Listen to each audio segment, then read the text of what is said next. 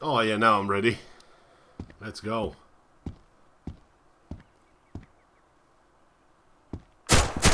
Opa.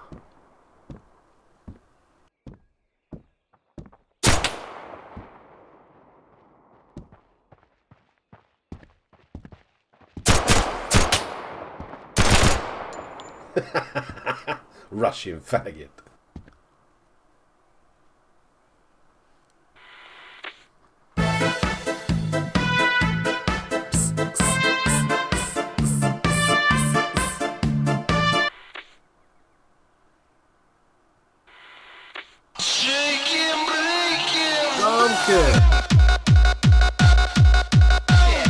Oh yeah, all the good tunes are here.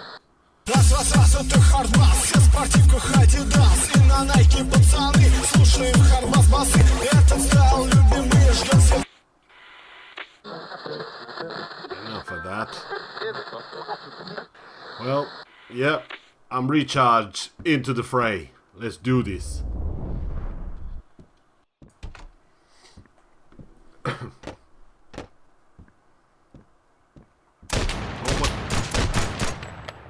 And we'll be right back after I change my pants. Well, hello there, people from the internet. It's been a minute. Now, the game in question, if you don't know what it is called Road to Vostok. It's by a Finnish man on his own, apparently. Some sort of mix between Tarkov and Stalker. Now, for those of you that sort of wanting to go back into that world and experience the dream, then this is it. Now, obviously, this game is not complete. It's in the early stages. I would say this is a demo, as it's called.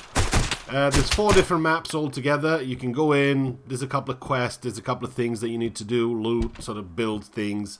How much is that implemented? I mean, there's a lot of stuff on the screen that you'll see, but a lot of it don't open just yet, or maybe I haven't found the right recipes, or the conditions are not right. But there is a couple of things that you can sort of craft, and then once you go to your vendors, he starts with sort of 20% tax on weapons and food and ammo and whatever, things that you need for your quest. And the more you sort of give him, they'll drop down to 18%, 14%, 10%, and you'll get stuff a lot cheaper. Now, he does refresh every 10 minutes, so you can still go in and sort of get stuff that you can't find. Now, like I said, the maps are four maps are available, and they are connected to them. So you can go from this map to the highway, and then from the highway you can go into the minefield, and from this one you can also go into the sort of shipyard. Now, eventually there's going to be plenty of maps. You'll see that on the screen once you select the maps, and you also have a fly cam that you can sort of play around with it a little bit. That will be pretty cool for you to have sort of... You only get this one safe room. So you'll see later on, I'll go back into it. That's the one room that you'll get into, and then that's where you can save your stuff. You can put guns on the walls. You've got some sort of inventory there. You can sort of start playing Tetris all over again. But all in all, if you want to, as of yet, if you want to come back and you found some sort of special item or something that you don't want to lose and you don't want to die, because if you do die, it is death and you've lost everything. Now, when you come back, you'll find yourself, if you press load, with an empty inventory. Basically, you got nothing. So whatever you put into your inventory in your hideout, let's call it that, it's not hideout, your safe space or whatever, then that's what you'll be able to use in the next life once you've died. Whatever you died, don't sort of bother going back to your body, because it's not going to be there. It's sort of perma-death, if you will. What's dead is dead, and that's it. There's no more loot for you to go back to. You go back to cycling again. AIs, once you shoot them, there's 3 different levels of them. These are sort of level 1s, then you've got level 2s, and then level 3s in military zones and higher sort of loot areas where you can get rigs and armor plates and things like that.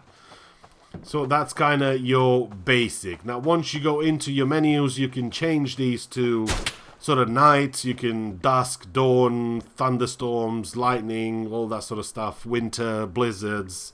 You've got all sorts of different conditions for you to go and try and just sort of get a feel for what the game is all about. Now, like I said before, being that one guy is working on this, and we've got to give him credit for what he's bringing.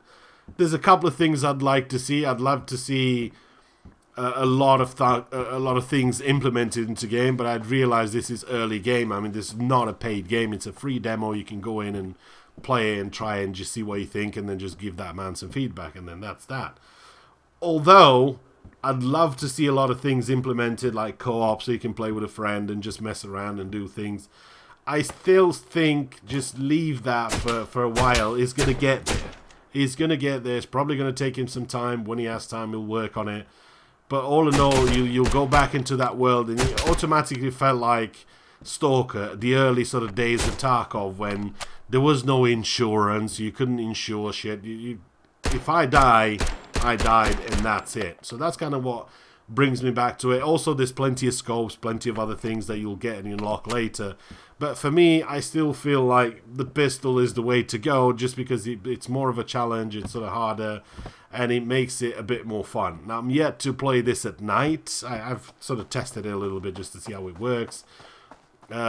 Just to see what that's going to be like. Who's got flashlights? Who's got torches? There's some sort of NVGs here. I just wanted to experience it all just to see, and you probably will spend anywhere from, I don't know, 4 or 5 hours to 20 hours into this, depending on how thorough you want to be with every single map and you want to clean the whole map.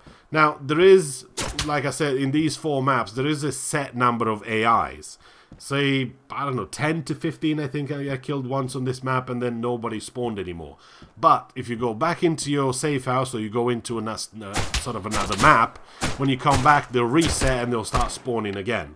Now, remember, once you kill one of them, you can sort of wait a little bit and then go and loot him, so nobody shoots you in the back while you're looting him, but they only stay there for about 3 minutes, 4 minutes, something like that. It's definitely less than 5, so I think 3, maybe 4.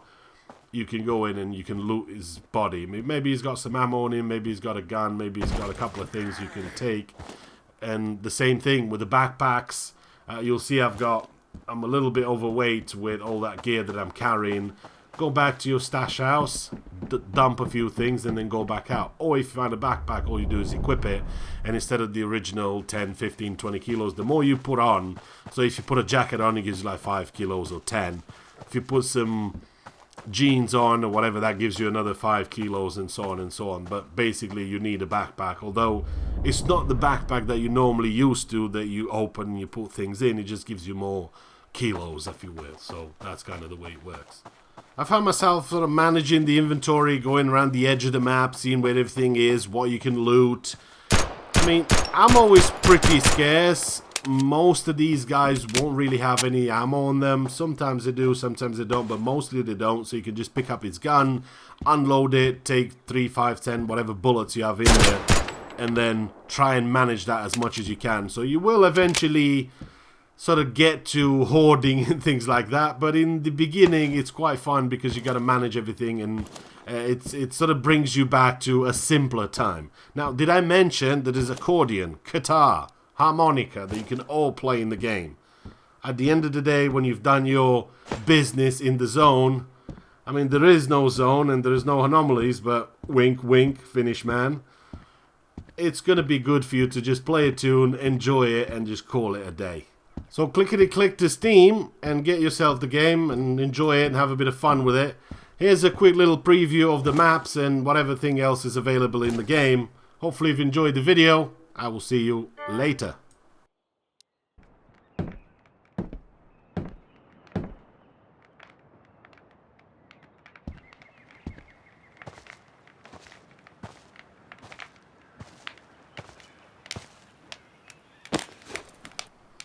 Yes, he was a good stalker.